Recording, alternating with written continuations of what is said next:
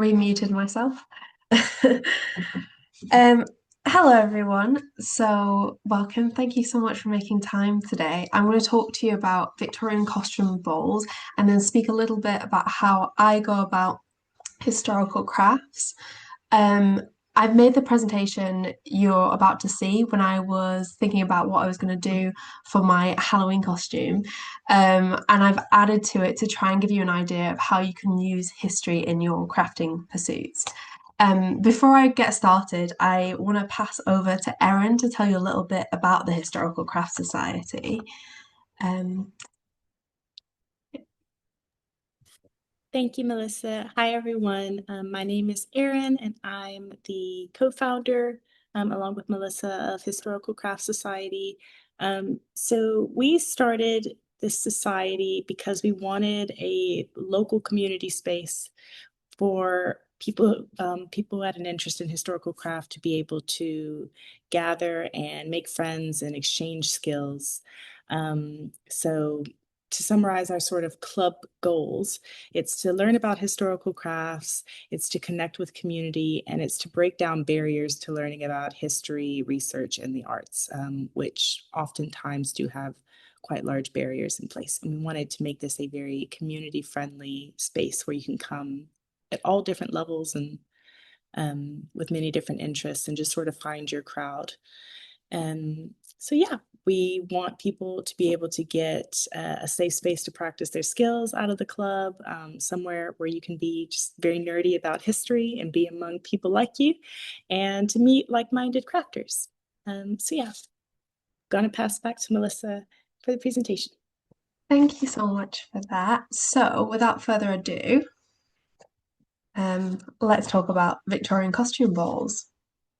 Um, oh, sorry, I'm getting used to the controls. Um, so Victorian costume balls are different to what you might think of masquerade balls. The reason for that, aside from the time that they happened, um, is the purpose was different. So masquerade ball was about subverting identity. It was about stepping out of social roles, and the whole point was to disguise yourself. You were being different to who you usually are in society. Whereas Victorian balls were made respectable.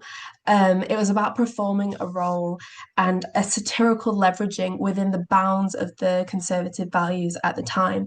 It wasn't about disguising yourself, it was about expressing yourself. On the side here, you can see on the left, this is a depiction of a masquerade ball, whereas on the right, this is a Victorian costume ball or fancy dress ball. Um, the way that they started was after the Napoleonic Wars ended in 1815. Around the 1820s, costume balls started to grow in Europe, especially in France, where they were sort of romanticizing the past and engaging in this historicism. In the 1840s, it became popular in the UK and spread to the US, and this was partly because Queen Victoria, who grew three costume balls and loved them.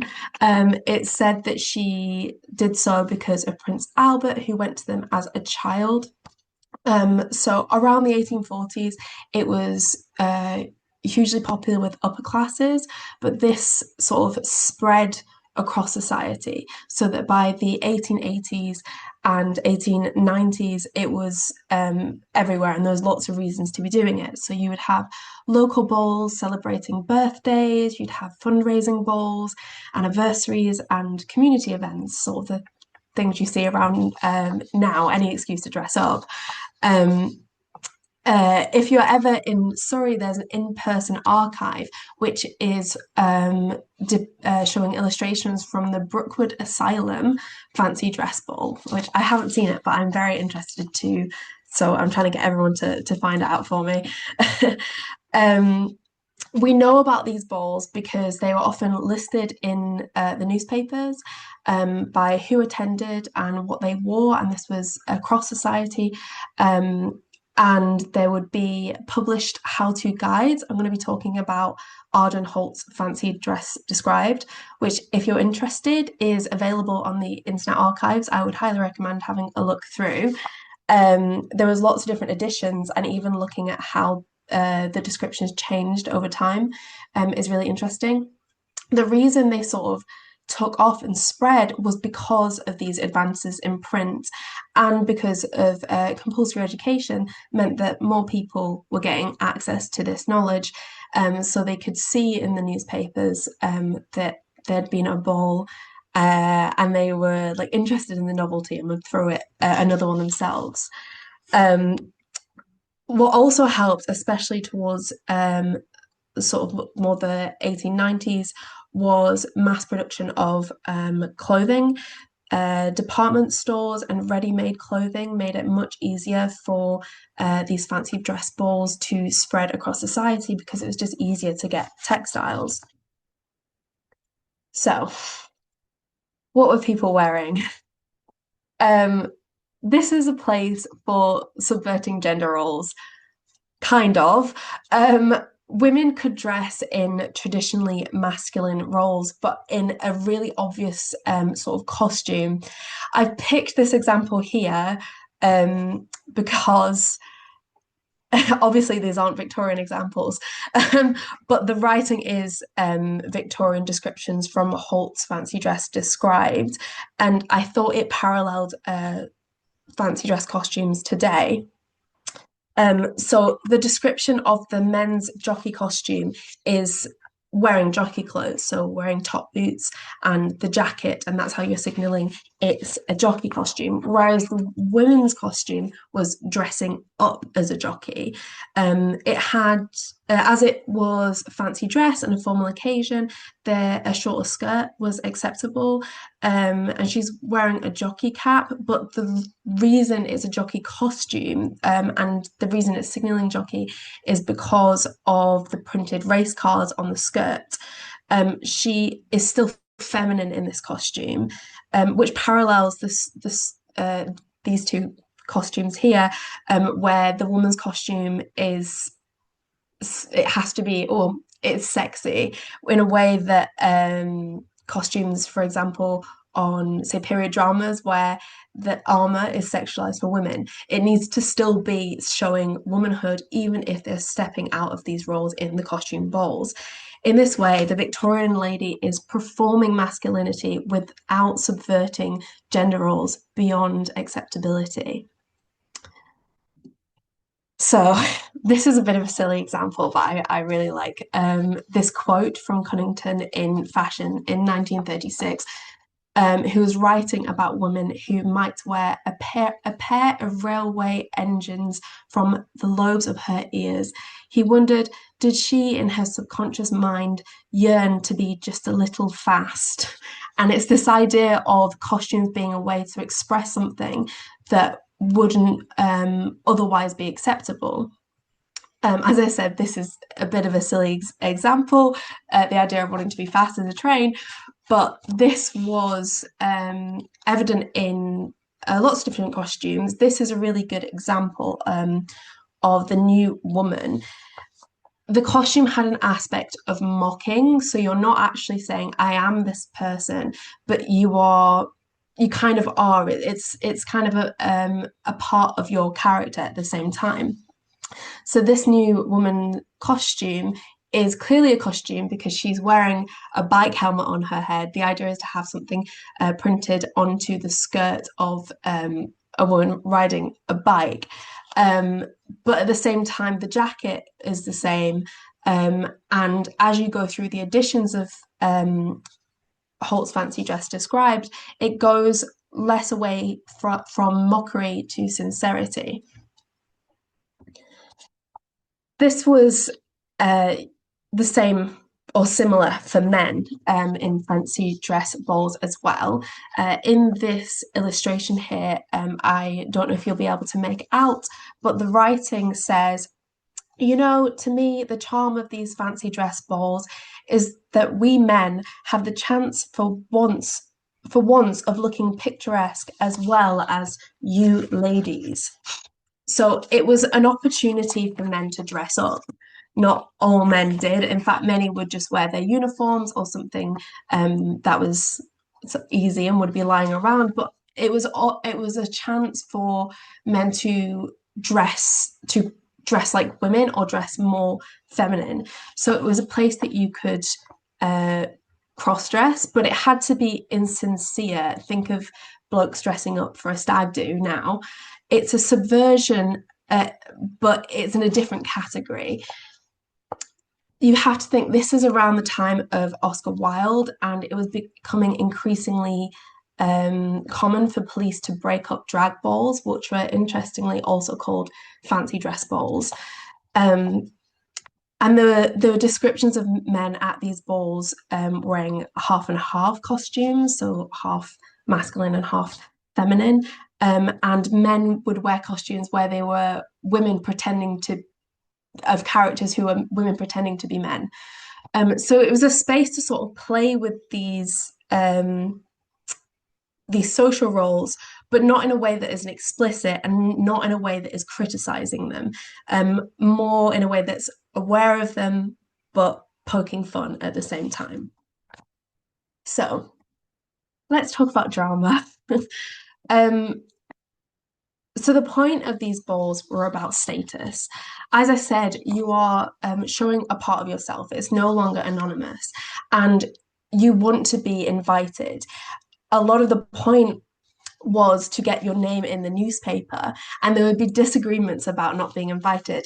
I have some quotes here from the Lewiston Evening Journal that show the conflicts that would arise. So, the Duke and Duchess of Saxe Coburg and Gotha are going home considerably nettled over the Jubilee, believing that some sort of set has been made against them, particularly in keeping their names out of the paper. And this was what the papers were doing. They would be spreading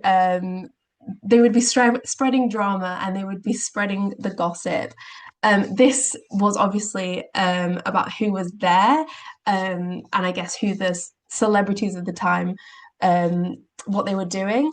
But it would also be criticizing people, and it would be criticizing their costumes. And we know that the part of the point of these costumes was to align with a person's identity, because a key point that people would publish is saying when costumes didn't quite land.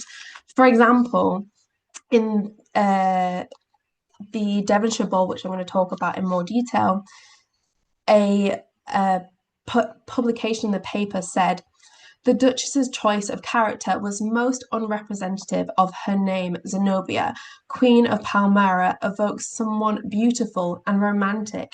The Duchess was neither, which is absolutely brutal. Imagine how devastating that is to have written about yourself. So, um, I want to set the scene for you for a moment. Um, if you wish, close your eyes and imagine you're back in 1897. In the post, you receive a Diamond Jubilee invite to attend an 1820s costume ball. It is 2 months in advance, and everyone is talking about it.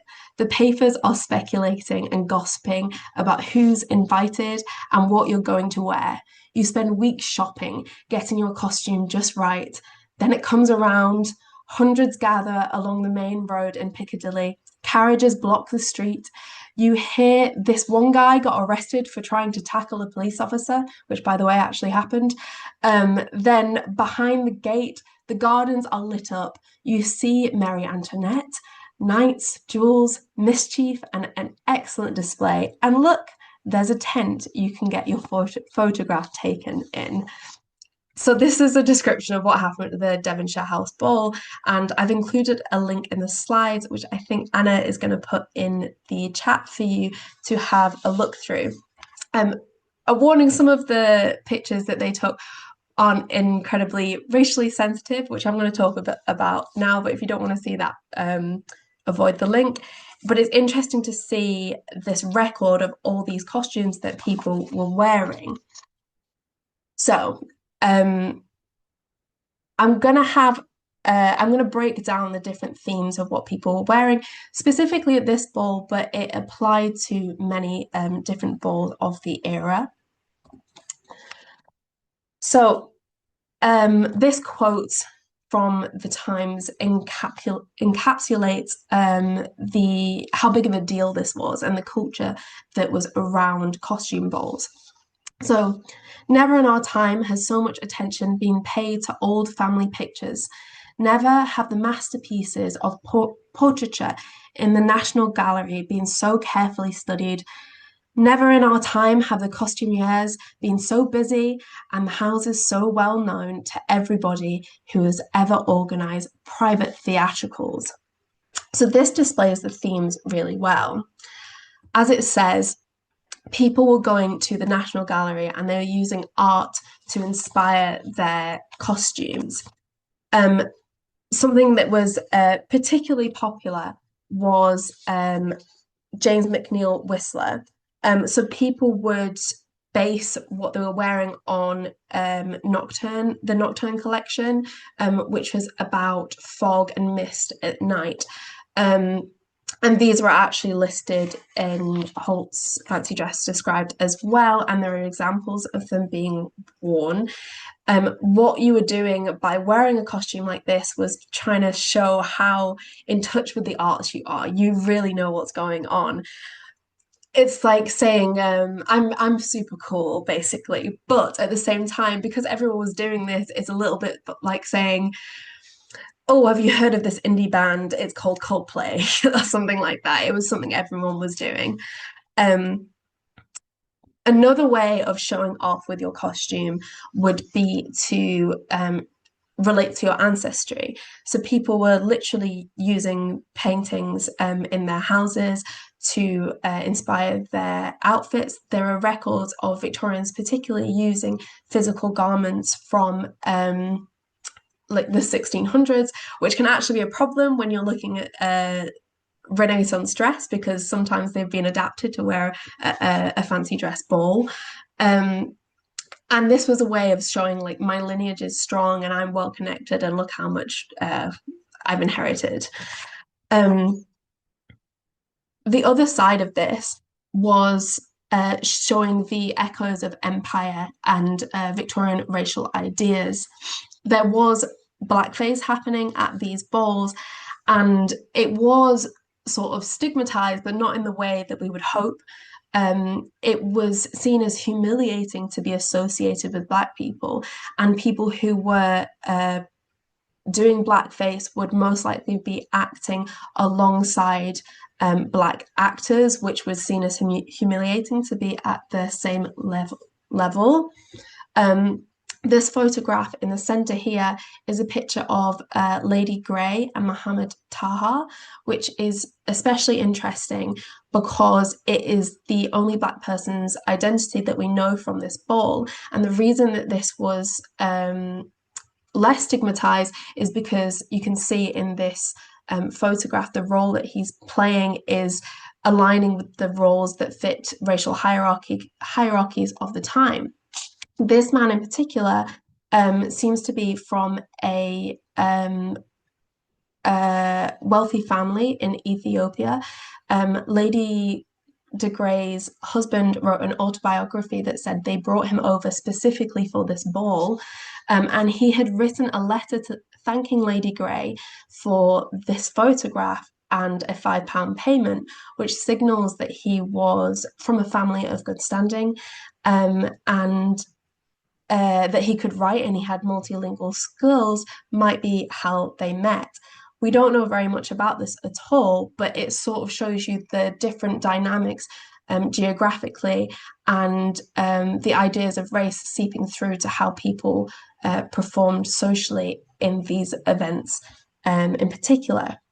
Of course, on the left, you can see this Orientalism as well, which overlapped with this fantastical idea of the other, this history and fantasy and exoticism all overlapped, so that when you are looking at pictures of Victorian costume balls, or generally just looking at Victorian sources that claim to be historical, there's a great deal of fantasy in it. You can see from so in the central photograph on this slide, the corset is very classically of its time. It's very Victorian, and it's the same on this on the picture on the right of Cleopatra. It's a very similar corset. They're not representing the time. This really muddies the water when you're trying to do research, because a lot of Victorian period did have this imagination around history. Um, so if you are doing research into this, be careful when you're reading Victorian text, is the moral to take away. Um, Another way, for sure, which particularly happened later on and was very common in New York, was to look at inventions. In America, was to look at inventions. So this is from the Vanderbilt Ball, and Mrs. Vanderbilt wore this beautiful dress which has metal tinsel, and it was actually operated with a battery. It was her electric light dress. I've put in the references from on this presentation a video by Kaz Rowe, who goes into all the details of this and gets right into the drama, if you're interested. But this sort of idea of obviously showing wealth, that you've got the latest technologies, but also just celebrating the nation as well, and discovery. So money was a costume you could have, or the telegraph, or there are some from the UK of lampshades. Um, so I've just included a couple more examples for you to have a look at here. These are some of my favorites. So in the top left, we have the alphabet. And then next to that, we have the photograph, and she has a camera on her head. That's how literal some of these costumes were. And then we have the rainbow, and beside that, the wasp, which was really common. In the bottom right, we have hell, and then beside that, we have tennis, and she has a tennis net on her skirt. And then the pussycat costume, which is actually what I decided to do for Halloween in the end, and then a newsboy outfit. So, where do we go from here? We've delved into the world of Victorian costume balls, and you can make of this what you will. You can say, that's such a good idea. I want to make a Whistler inspired dress. Or you can say, that's so interesting. What a fun thing to learn about, and move on with your lovely lives. But the Historical Craft Society, we like to make things. So I want to briefly give an overview of how I would go about doing that from here. I'm going to delve into some examples to talk about particularly these bottom two bullet points of recreation and direct interpretation. Here are some examples of Victorian balls if you want to have a look at them and get some inspiration for outfits yourself. You can just Google them. There are lots of online collections available. There are newspaper articles, illustrations, and photos, obviously with varying amounts of accessibility. The royal balls have much more surviving examples. And I have made a sheet that will be shared with you as well that can give a bit of guidance on doing research on it's tailored quite towards fashion, because that's my background, but things that are applicable to crafts and history more generally. I'm going to use this dress as an example to talk about how you can get started. So this is Queen Victoria's costume from the 1851 costume ball. It was meant to be Stuart dress. It inspired. It really isn't, but if you were choosing to look at that period, you could have a look You could use similar methods to I am now and sort of see how much overlap, which in this particular garment isn't very much, there is with the period they were trying to represent. Or, as I'm doing here, you can just have a look at the specific garment and time period it was coming from. So just looking at this dress, there are loads of different crafts involved. So not the embroidery, sorry, the lace work at the top is Venetian lace, which you could have a go at. Bear in mind that when you're having a look at these online archives, museums usually list the different techniques or at least the different materials that are included. So if you look at this and you say, I don't know what I'm looking at, there is, where there's a surviving garment, there is descriptions about what's involved. So yeah, you can have a go at Venetian lace if you would like to. I will warn you, it is very, very difficult to do.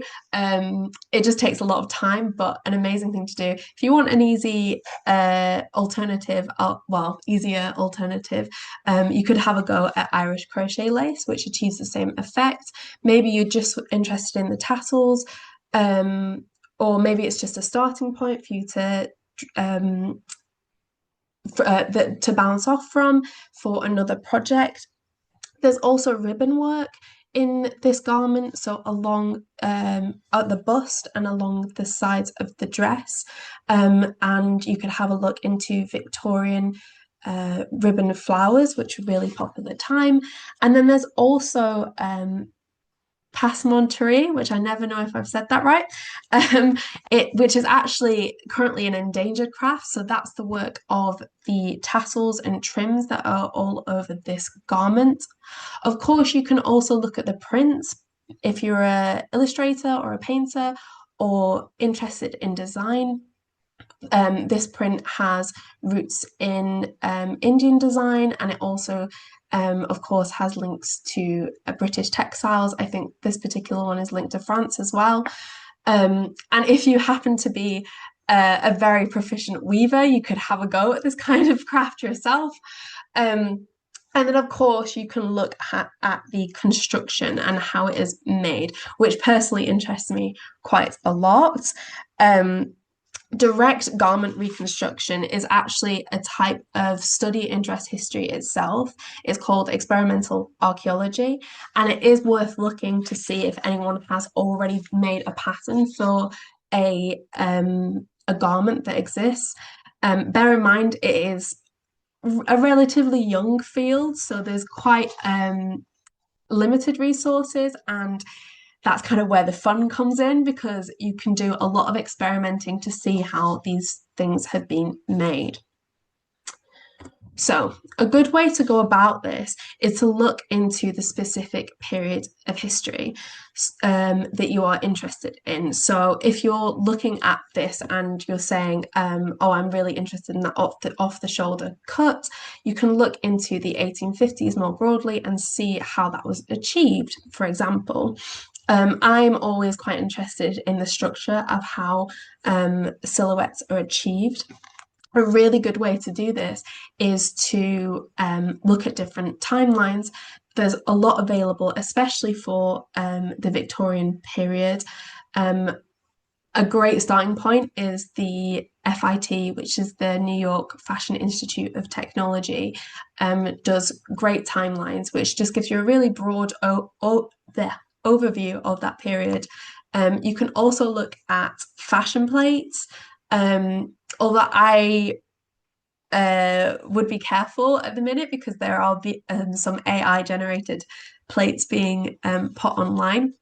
The good thing about doing this, looking at different sources, is you can sort of see when AI images are popping up how accurate they are because you're looking at garments, plates, and patterns that have been created.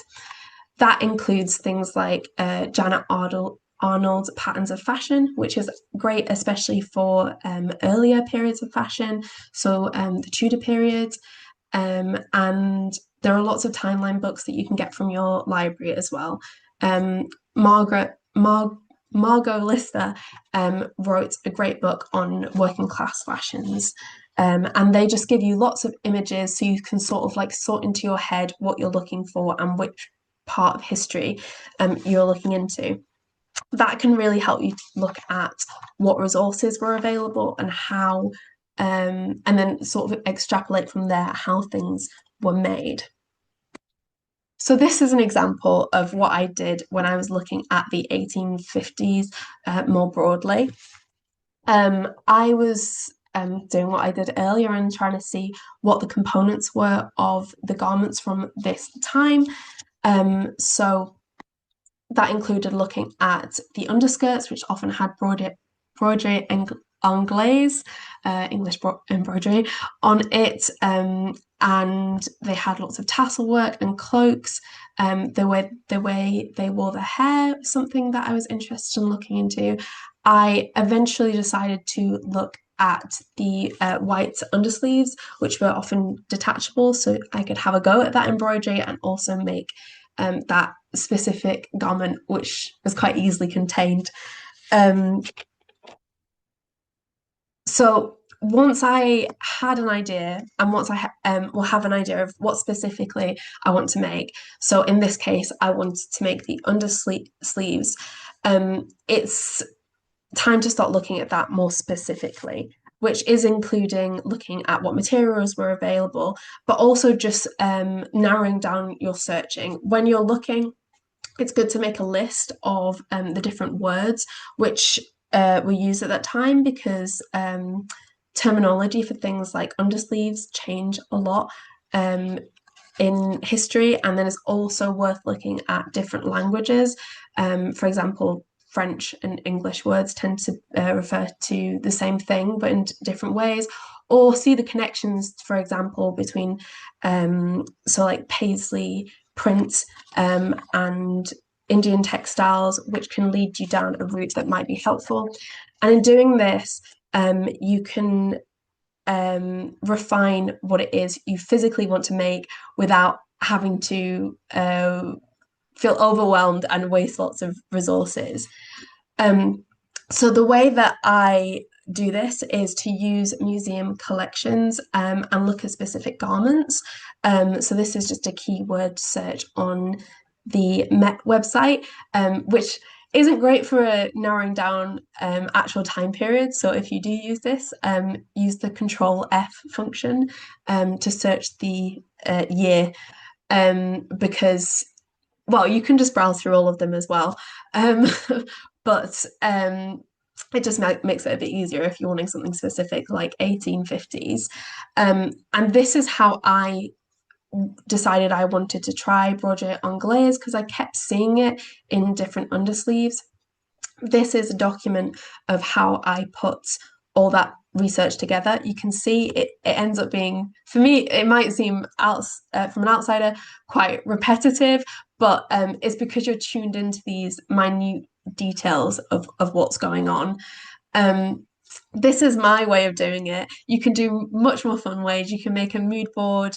You can, yeah, make a PowerPoint. You can do something that isn't like an Excel sheet, which is how my brain works. But as a little tip, recording the museum reference number is really helpful because that is the specific number for that garment and isn't repeated elsewhere. So if you ever lose it, it's an easy way to find it. Again, it's also a good way to see if something is legitimately historical rather than generated, or Pinterest can be a really difficult one because it's really hard to find a source on it. So you can sort of cross compare the things that have numbers with things that don't, and sort of build up an image in your head of what you're making. I've gone off and got really excited about sleeves and not looked at my notes at all and that, so I'm just going to check. Yeah, so there are also lots of sources of how things are made and lots of instructions.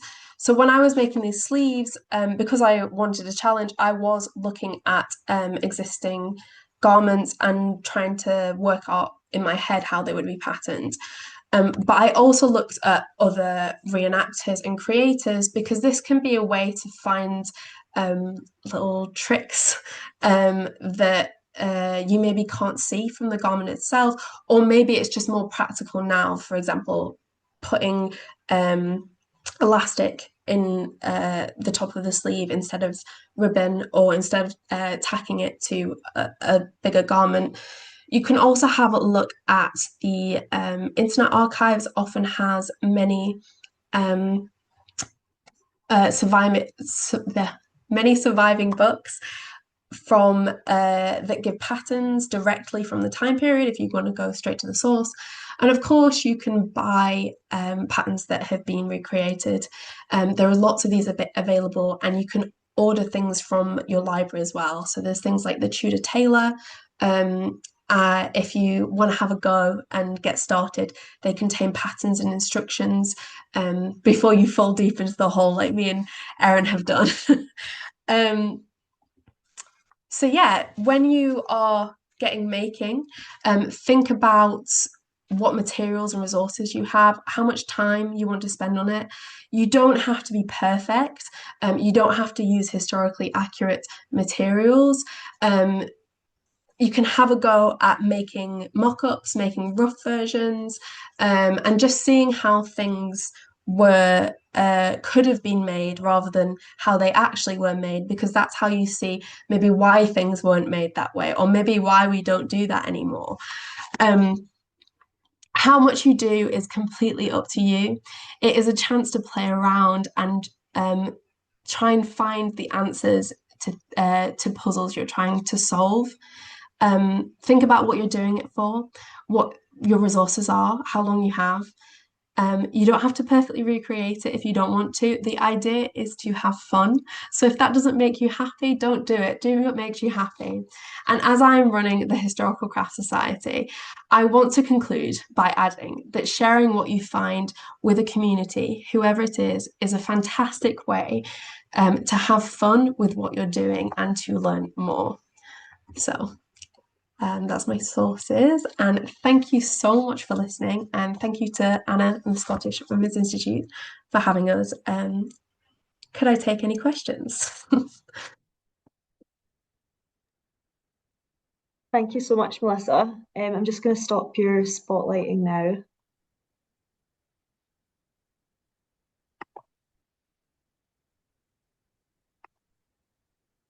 If anyone has any questions for Melissa or Erin, you can unmute yourself or feel free to pop it in the chat. I've also shared the document that Melissa was referring to about how to get started if you are interested in researching any of this yourself. I think something for me, Melissa, is I would love to see your Halloween costume.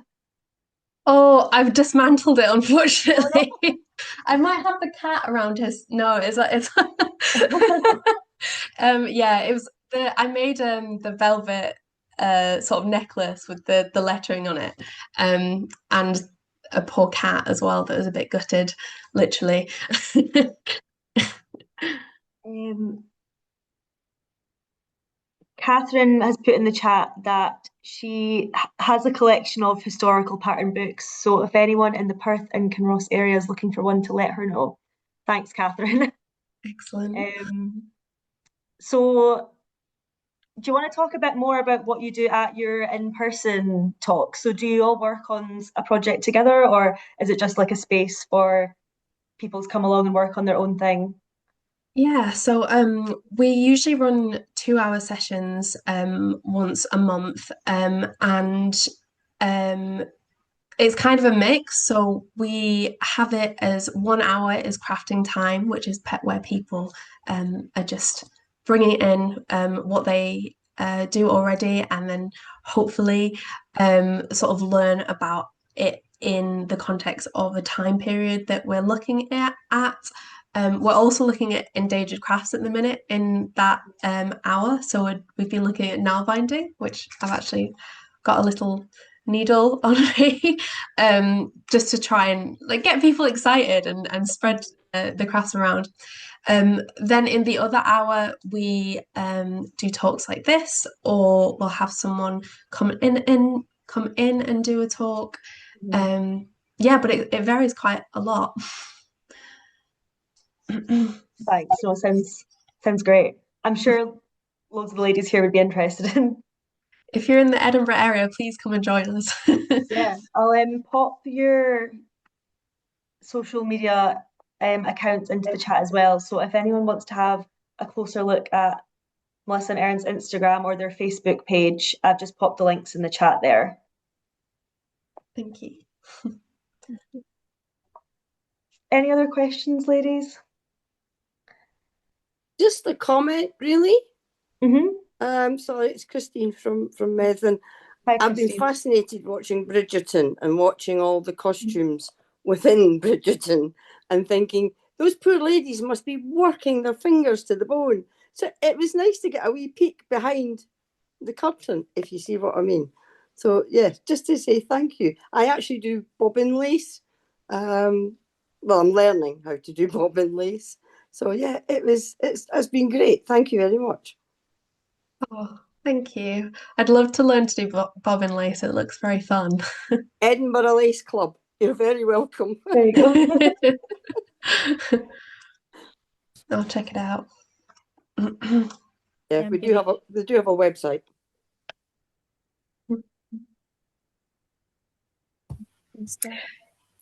Sorry, hi, Carol from Edinburgh. I was just wondering, you'd mentioned about the costume balls, the historical costume balls.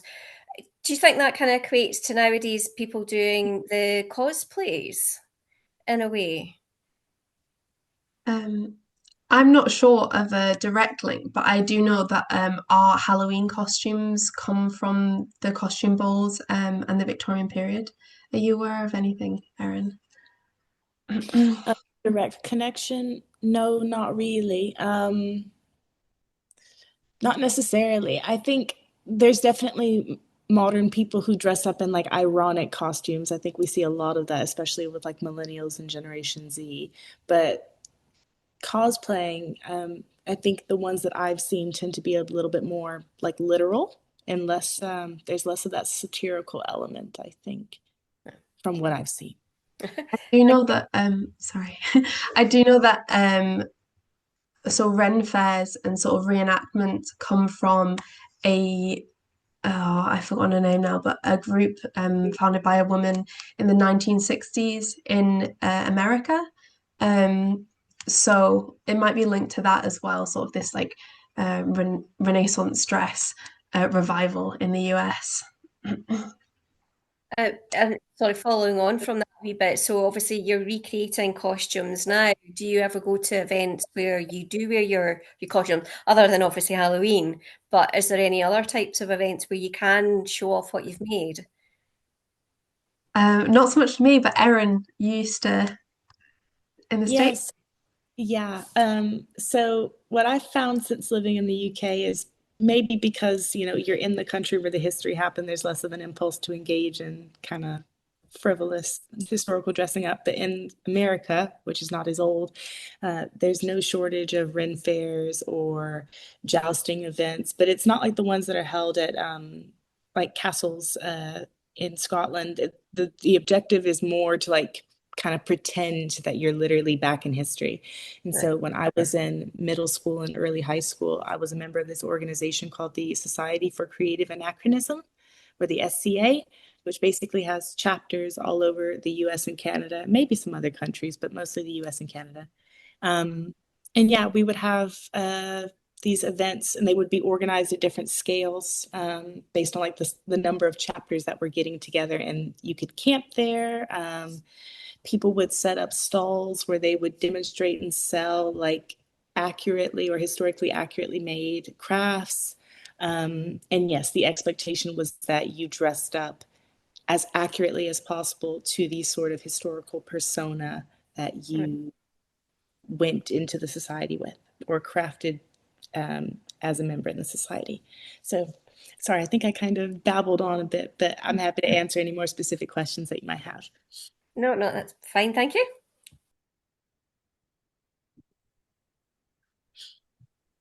Anyone else, ladies? I think we might have covered everything now. Thank you so much, Melissa and Erin. That was great. And thanks everyone for joining us. Just hang on